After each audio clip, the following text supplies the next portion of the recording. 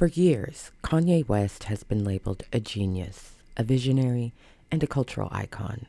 But as his public behavior has deteriorated, it's become clear that he is none of those things.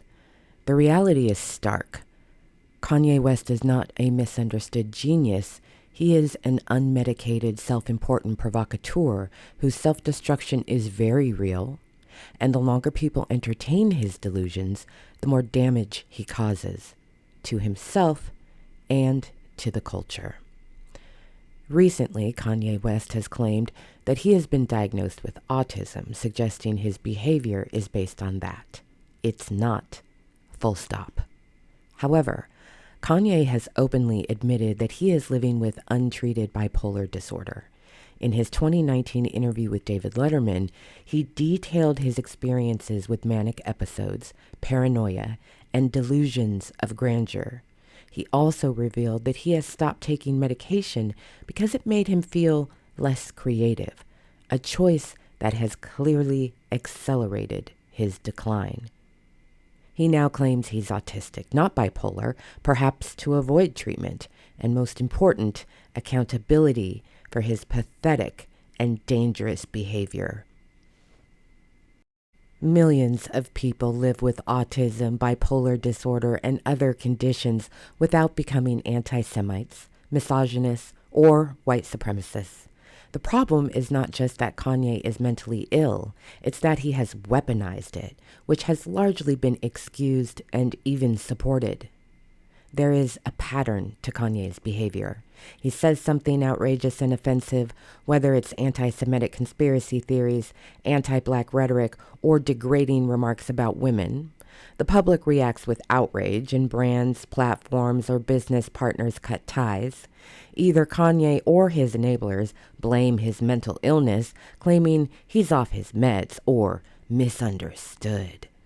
The media exploits the controversy, ensuring that Kanye remains a trending topic. The cycle repeats. This is not the behavior of a helpless victim of mental illness. This is someone who knows how to manipulate public perception while refusing to seek real help. One of Kanye's most dangerous transformations has been his deep dive into anti-Semitic rhetoric. It started off with subtle dog whistles, but quickly escalated into full-blown admiration for Adolf Hitler. Perhaps even more disturbing than Kanye's anti-Semitism is his turn against black people and his alignment with white supremacy. He parrots conservative talking points that undermine black struggle, echoing the rhetoric of racist politicians and pundits. At this point, Kanye is not just self-destructing, he is actively harming the very community and culture that once uplifted him. And white supremacists are using him as a tool to spread their own hateful ideologies. Kanye's hatred of women has been a recurring theme throughout his career, but in recent years, it has escalated into full-blown degradation and control. He harassed Kim Kardashian publicly after their divorce, posting private messages and threatening her then-boyfriend, Pete Davidson. He treats his current partner, Bianca, as an object, forcing her into demeaning, hypersexualized outfits or no clothes at all, while asserting control over her. His lyrics and public statements have long been filled with misogyny, reducing women to their bodies and their status as possessions. Kanye does not just degrade women in his personal life, he promotes a world view that encourages men to dominate and control women. His alignment with figures like Andrew Tate and other misogynists only reinforce his belief that women exist to be controlled, because we are nothing more than sexual objects, and they feel entitled to own us, degrade us, exploit us, and objectify us, and then try and gaslight us for not being flattered by it all. While Kanye is responsible for his own actions, the media is damn for sure complicit in amplifying his destruction. Content creators, news outlets, social media platforms, and podcasts don't care about his mental health or the harm his words cause. They only care about clicks, views, and engagement. If Kanye were an average person, he would not be given this level of attention, forgiveness, or a platform. But because his name generates revenue, he is exploited for profit, even as he self-destructs in real time. Kanye's unraveling isn't just a personal issue. It reflects larger societal failures in how we address mental illness, accountability, and the role of influential figures within the Black community. While mainstream conversations about mental health have grown, many Black spaces still struggle with fully embracing collective understanding and action around mental illness. This is especially true for Black men. For years, Kanye has leaned into the stereotype that mental illness fuels genius, and too many people inside and outside of the Black community and the culture have entertained this idea. The notion that untreated mental illness somehow enhances creativity is not just false, it is actively harmful. Living untreated or unmedicated does not enhance creativity, it destroys lives. Being crazy or weak is stigmatized, but being a genius is praised.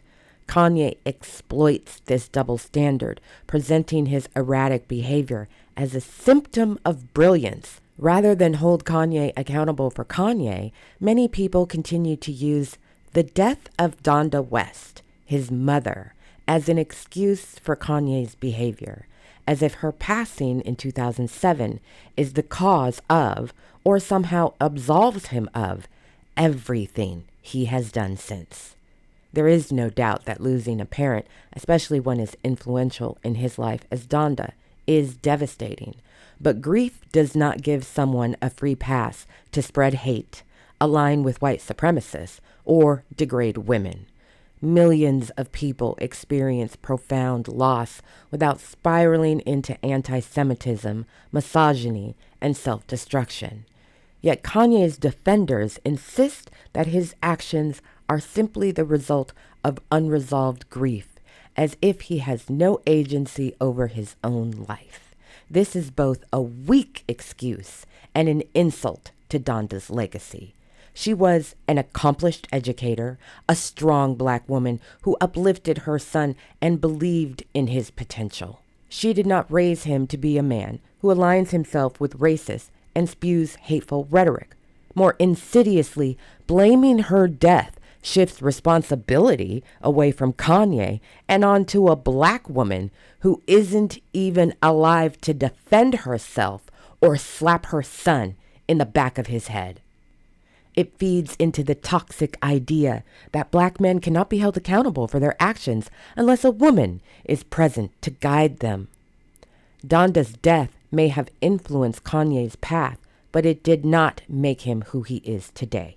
He did that. At some point, we must stop blaming a dead woman for a grown man's choices and recognize that the only person responsible for Kanye West's downfall is Kanye West. And in terms of being a free thinker, that is a myth. Kanye's defenders claim that he's just thinking differently or challenging the system. That is a lie. Spewing Nazi rhetoric is not revolutionary. Turning against Black people to align with white supremacists is not radical thinking. It is betrayal and self-destruction. Degrading women is not pushing boundaries. It is misogyny. There is nothing genius about hatred. At the end of the day, no one can force Kanye West to seek treatment. No one can force him to confront his actions. No one can force him to stop spreading hate. But what people can do is stop enabling, stop excusing, and stop pretending that mental illness equals genius, that hatred equals genius, that misogyny equals genius, that white supremacy equals genius. The myth of Kanye West as a misunderstood artist needs to die with the party. He is not a genius. He is a mentally ill man whose sickness has turned into a weapon. Kanye West, the man who once stood and righteously declared that George Bush doesn't care about Black people, now actively promotes white supremacy to the benefit of the white nationalist movement. So ask yourself, is that genius? Let him get the help he needs or let him fade into irrelevance. But we can no longer keep calling him genius. This black man is sick.